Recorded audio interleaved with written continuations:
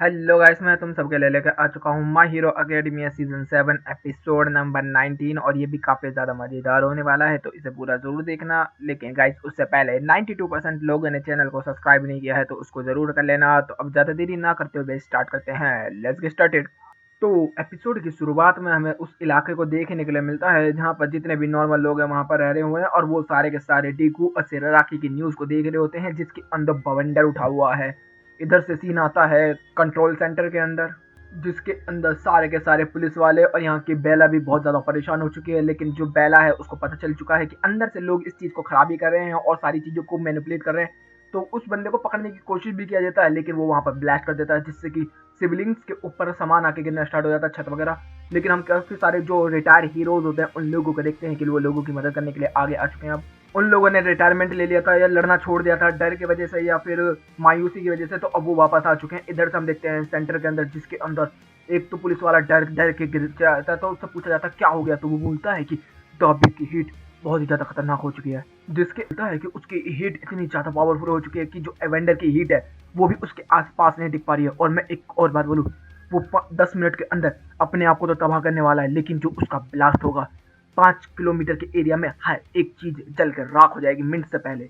उधर से वो कहते क्या मतलब है तेरा, तो बोलते कि हाँ, और जिसमें सिविलिंग्स रह रहे हैं वो एरिया भी 5 किलोमीटर के अंदर अंदर आता है। तो वो बोलता क्या मतलब है, मतलब इन लोगों ने पहले से ही प्लान बना रखा था इस चीज का। तो वो बोलता है कि शायद ऐसा ही हो सकता है, इसलिए दाबी ना के यहाँ पर ये अटैक इस्तेमाल किया है। मतलब यहाँ पर पुलिस वालों के और जितने भी बंदे हैं, जितने भी हीरोज हैं, सबकी हवा टाइट हो चुकी है इस चीज को सुनकर, क्योंकि मेरी खुद हवा टाइट हो गई है। इधर से तभी सीन बदलता है और हम लोग को देखने के लिए क्या मिलता है, सोटो और एडा जो होते हैं वो आ रहे होते हैं। एडा जो होता है वो टोडोरोकी को साथ में लेकर आ रहा होता है और वो बोल रहा होता है कि टोडोरोकी, तेरी हालत इतनी बुरी है, क्या तू अभी भी अपने भाई से लड़ना चाहता है।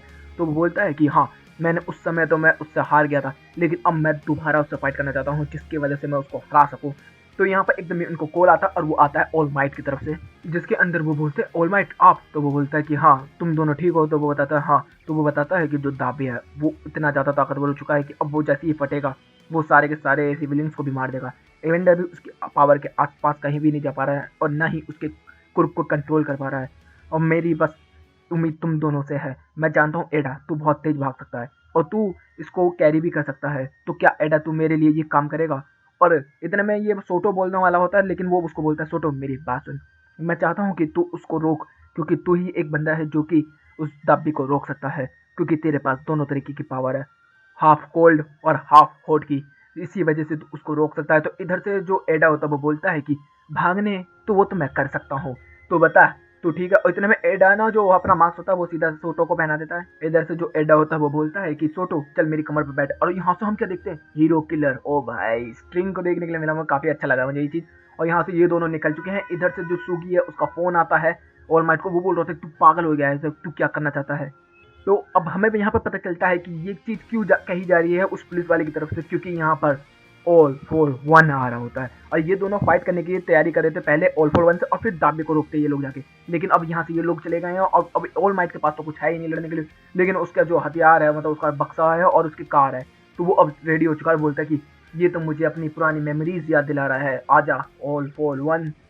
इधर से तभी सीन बदलता है और हम लोग को देखने के लिए क्या मिलता है कि जहाँ पर जितने भी लोग होते हैं सिविलियंस, उनको रखा होता है वहाँ से, उनको एविक्यूएट करवाया जा रहा होता है, क्योंकि उन लोगों को भी मैसेज पहुँचा दिया गया है कि जो दाब्य है वो यहाँ पर बहुत ज़्यादा पास आ चुका है और बहुत ही बड़ा एक्सप्लोजन करने वाला है, जिससे कि 5 किलोमीटर का एरिया बहुत ही जल्दी जल के राख हो जाएगा। इसलिए तुम लोग जितनी जल्दी हो सके निकल सको। यहाँ पर जो उसकी माँ है वो देख रही होती है और बोल रही होती है टोया। तभी इधर से सीन बदलता है और हम लोग को देखने के लिए क्या मिलता है, जो एवेंडर होता है वो कह रहा होता है कि दाब्बे की जो पावर है वो काफ़ी ज़्यादा आउट ऑफ कंट्रोल हो चुकी है और जितने भी मेरे फेलो हीरोज हैं मैं उनको बचा नहीं पाऊंगा, मुझे जल्द से जल्द इन लोगों को निकालना होगा। इधर से जो दाब्बे होता है बोलता है देखो पापा मेरा अटैक, जो कि बचपन में उसने बोला था वही सेम लाइन यहाँ पर बोली, और दोनों के बीच में क्लैश हो जाता है। लेकिन जो एवेंडर होता है वो उसको पकड़ लेता है यहाँ पर, और जैसे ही वो उसको पकड़ता है तो उसके बाद वो कह रहा है, वो फायर को रिलीज कर रहा है। तो वो कह रहा होता है कि ये कैसे हो सकता है, और फिर भाई वो कोशिश कर रहा होता है उसको शांत करने की, लेकिन दब्बी जो है वो बिल्कुल भी शांत नहीं होता और उसको फिर वो एक्सेप्ट कर लेता है। बोलता है कि ठीक है, मैं तुझे लेके आसमान में ठंडा करना स्टार्ट कर देती है। जिसमें हमें पता चलता है कि जब दाब्बी की माँ बाहर से देख रही थी तो वो एकदम एक रोबोट के ऊपर बैठ के वहां से निकल चुकी होती है एवेंडर के पास के लिए। और यहाँ पर जो दाब्बी होता है वो देख रहा होता है और उसकी माँ जो होती है वो उसको कंट्रोल कर रही होती है, मतलब अपने आइस पावर से उसकी पावर को रिलीज कर दी होती है। तो इतने में वो बोल रहा था माँ तू तू इतने में नासुमी फूमी मतलब जो सोटो के मतलब टोडोरोकी के भाई बहन है बड़े वाले, उनकी बात कर रहा होता है और वो लोग भी आके यहाँ पर दाबी को ठंडा करने की कोशिश कर रहे हैं।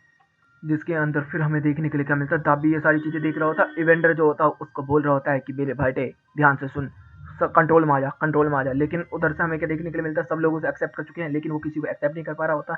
और उसके यादों के अंदर वो बोल रहा होता है काश ये चीज पहले हुई होती तो मैं शायद कर चुका होता। इधर से वो सारे के सारी चीजें कहने के बाद एकदम दाबी की जो पावर है वो एकदम पीक पे जाने स्टार्ट हो जाती है। जितने भी मतलब उसे मॉनिटर कर रहे होते हैं कंट्रोल रूम वाले हैं।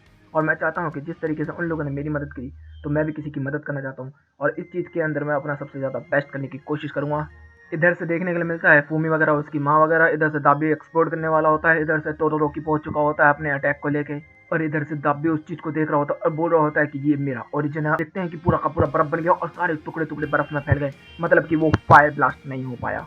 और सारे के सारे बंदे देख रहे होते हैं, सारे के सारे बंदे शॉक्ड हो चुके होते हैं। इधर से सबकी माँ वगैरह और फूमी वगैरह सब बिल्कुल ठीक है और हम लोग को देखने के लिए क्या मिलता है, सोटो खड़ा हुआ है केवल।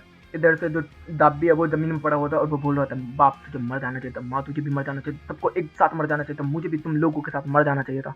इधर से जो एवेंडर होता है वो उसके पास जाता बोलता है कि मैं जानता हूँ कि तू सबसे नफरत करता है, फूमी से नफरत करता है, नासु से नफरत करता है, रे से, सोटो से, मेरे से, हमें और बता तू किससे किससे करता है। और दाब भी यहाँ पर रो रहा होता है और भाई उसके आंसू भी जम जा रहे होते हैं। और इधर एकदम ही सोटो जो होता है वो जमीन पर गिरता है टोडोरोकी और यहीं पे ये एपिसोड भी खत्म होता है। तो गैस मुझे जरूर बताना तुम लोगों को ये एपिसोड कैसा लगा। मुझे तो भाई सच बताऊं 12th एपिसोड में जिसके अंदर जो लेजर वाला बंदा था उसने जो धोखा दिया था उसके बाद का सबसे बेहतरीन एपिसोड ये लगा है अब जाके। तो गाइस वीडियो चली गई तो वीडियो को लाइक कर देना, चैनल को सब्सक्राइब कर देना, कमेंट बॉक्स में अपनी प्यारी प्यारी बातें बढ़ देना। Okay guys bye bye, thank you for watching.